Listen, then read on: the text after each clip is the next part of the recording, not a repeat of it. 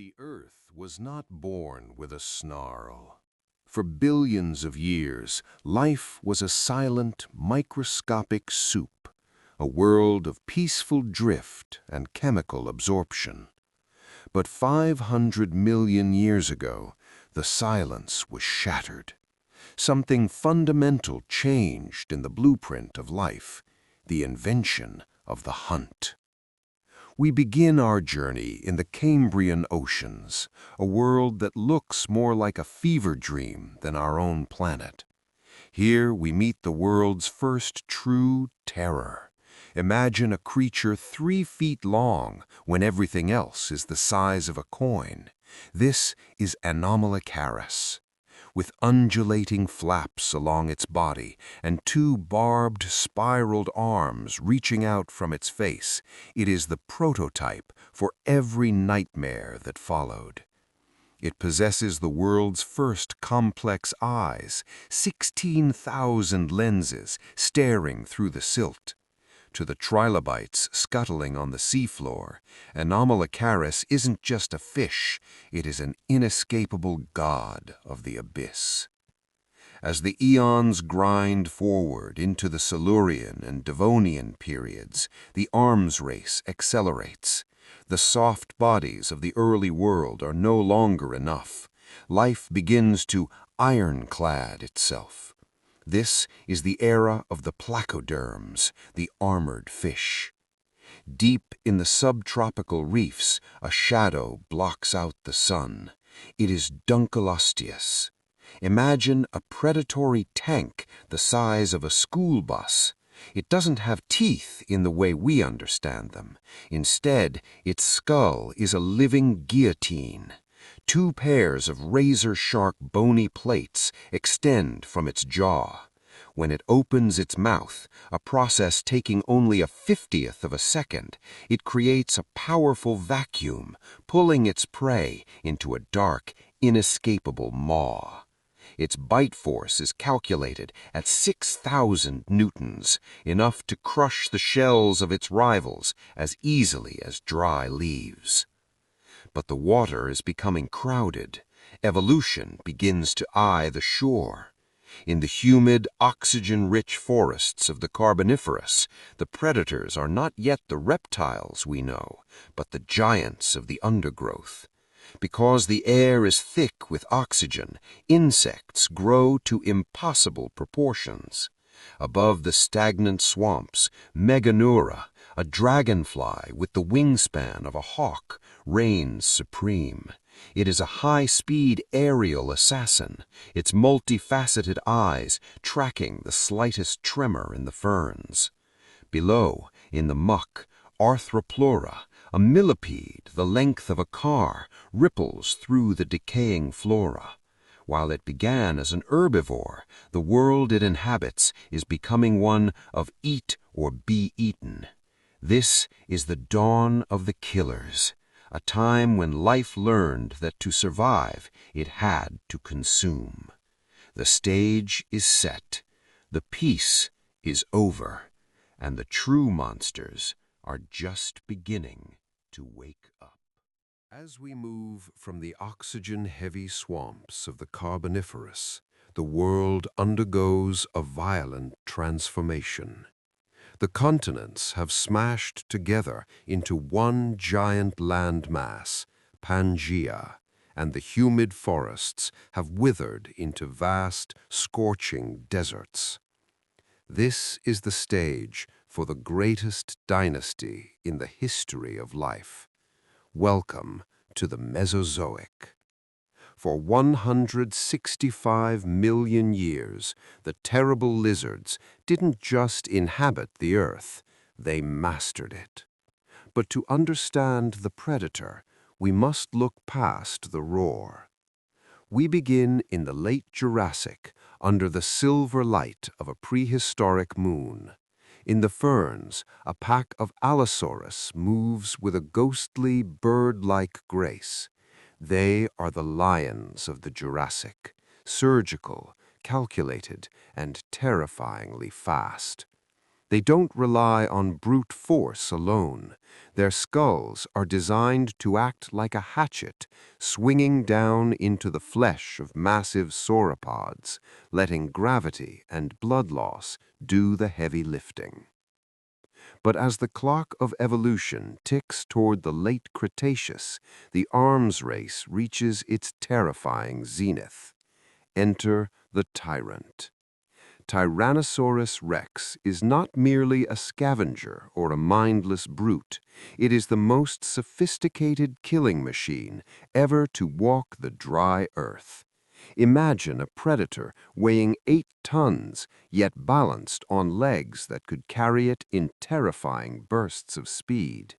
Its skull is a masterpiece of biological engineering, capable of exerting a bite force of 12,000 pounds, enough to turn the bones of a triceratops into powder. But look closer at its face. Recent findings suggest its snout was more sensitive than a human fingertip. It could feel the pulse of its mate, nudge its young with tenderness, and detect the subtlest vibrations in the air. This was a sensory genius wrapped in an armored hide. Nearby, in the shadows of the Mongolian cliffs, a different kind of terror thrives. The dromaeosaurs, the raptors. They don't have the T-Rex's power, so they use the one thing more dangerous: strategy. With a sickle-shaped claw on each foot, held high to keep it razor-sharp, they hunt in coordinated strikes. They are the first predators to use high-level pack intelligence, turning the landscape into a gauntlet of feathered fury. The reign of the lizards was not a period of chaos, but a complex hierarchy of power. From the bite and retreat tactics of the giants to the lightning-fast strikes of the small, the dinosaurs perfected the art of the kill. They were the undisputed kings of a world that would never see their like again. While the dinosaurs claimed the continents, a far more alien and crushing theater of war was unfolding beneath the waves. If you think the land was dangerous, the Mesozoic and Cenozoic oceans were a nightmare of scale and pressure. In this third chapter, we plunge into the abyss to meet the monsters of the deep. Imagine an ocean where the water is warm, shallow, and teeming with life and death. The first true titans of the deep were the ichthyosaurs, dolphin-shaped reptiles that grew to the size of modern whales. But they were soon surpassed by the plesiosaurs, creatures with necks like snakes and bodies like massive turtles, maneuvering through the water with 4 powerful flippers. They were the ultimate ambush predators, their small heads darting into schools of fish before the prey even sensed a ripple. But as the Cretaceous period reached its peak, a new king emerged from the surf, the mosasaur. Unlike the dinosaurs, which evolved from land-dwelling giants, the mosasaur evolved from small land-based lizards similar to modern monitors. In a masterpiece of rapid evolution, they grew to 50 feet long. They were the great white sharks of their time, but with the intelligence of a reptile and a second set of teeth in the roof of their mouths to ensure nothing ever escaped their throat. To a mosasaur, a shark was merely a snack, and even its own kind wasn't safe from its territorial rage.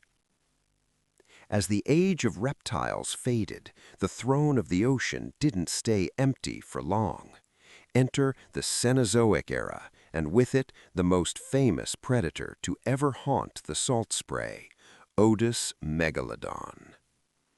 Imagine a shark the size of a semi-truck, its mouth wide enough to swallow a human standing upright. The megalodon wasn't just big, it was a specialist. It evolved specifically to hunt the prehistoric whales that were beginning to dominate the seas. Its teeth, the size of a man's hand and serrated like steak knives, were designed to bite through the thick blubber and bone of a moving whale. It was a creature of pure muscle and cartilage, a ghost in the blue that could strike from below with the force of a falling building. For millions of years, the oceans were a gauntlet of giants. From the snapping jaws of the mosasaur to the crushing bite of the megalodon, the water was a place where size was the only currency, and speed was the only insurance. The surface may have looked calm, but beneath the waves, a silent war for the title of the ocean's ultimate apex predator never truly ended. The dinosaurs are gone. The smoke from the Chicxulub impact has cleared, and the giants that ruled for millions of years have been reduced to dust. But the earth does not stay quiet for long. In the shadows of the ferns, a small, furry survivor, no larger than a rat, blinks into the new sunlight.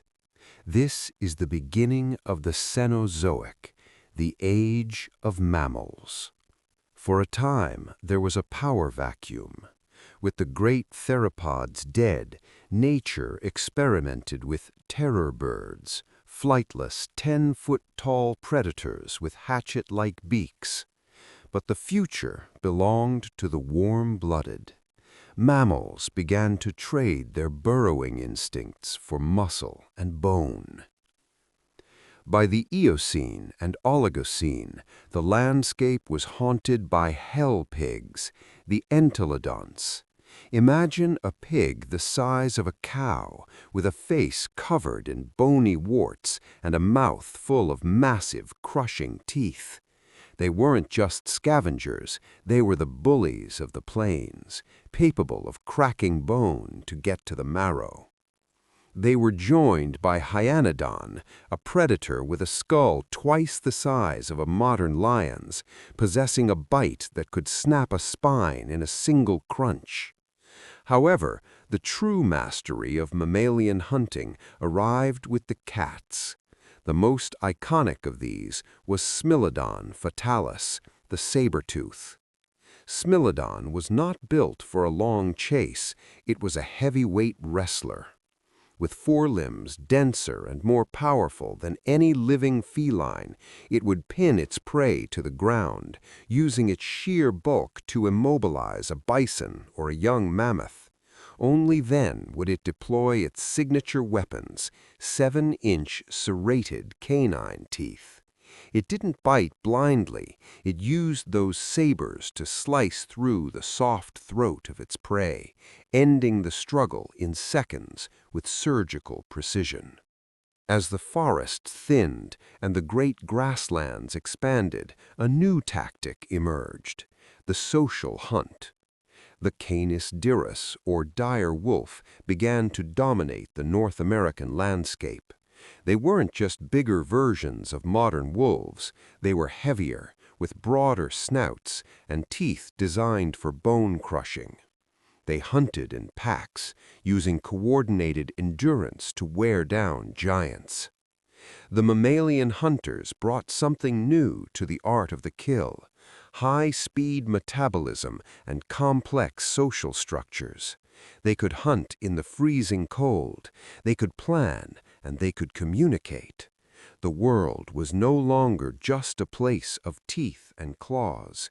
It was becoming a world of strategy. The world is cooling. The lush forests of the Cenozoic have been replaced by a sprawling, golden landscape of grass and ice, the mammoth steppe. This is the Pleistocene, the final act of our prehistoric drama. The stakes have never been higher, and the predators have never been more specialized. In this frozen theater, the sheer scale of the prey demanded a new kind of killer. We meet the short-faced bear, Arctidus simus. Standing nearly 13 feet tall on its hind legs, it is perhaps the largest mammalian land carnivore to ever walk the earth.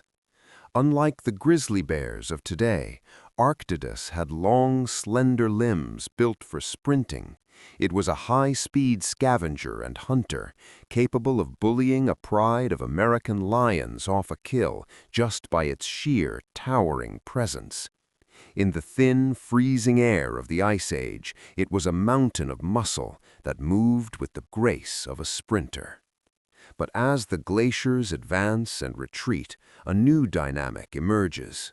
The predators are no longer just fighting for food, they are fighting the clock. The American lion, larger and more powerful than its modern African cousin, roams the plains of Beringia. It is an apex predator of the open spaces, relying on explosive power to take down ancient horses and bison.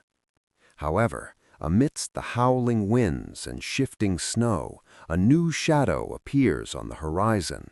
It doesn't have the 6-inch sabers of the saber-tooth or the crushing bite of the short-faced bear.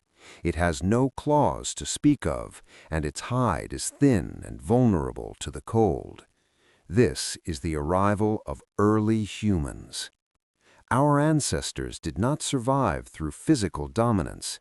They survived through the ultimate predatory adaptation, the tool. While the saber-tooth relied on its jaw, humans relied on the atlatl and the flint-tipped spear. While the dire wolf relied on instinct, humans used fire and language to coordinate hunts that no single animal could ever hope to survive. We weren't just another predator, we were an ecological wildfire. As the climate shifted and the great megafauna began to vanish, the era of the prehistoric giants came to a close.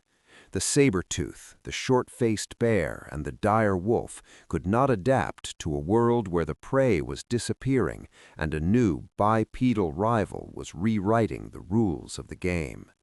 The dawn of the killers that began in the Cambrian seas ends here with us, the most successful and perhaps the most dangerous predator the planet has ever known. The fossils are all that remain of the monsters that once ruled, a silent reminder of a world where every shadow held a secret and every breath was a victory.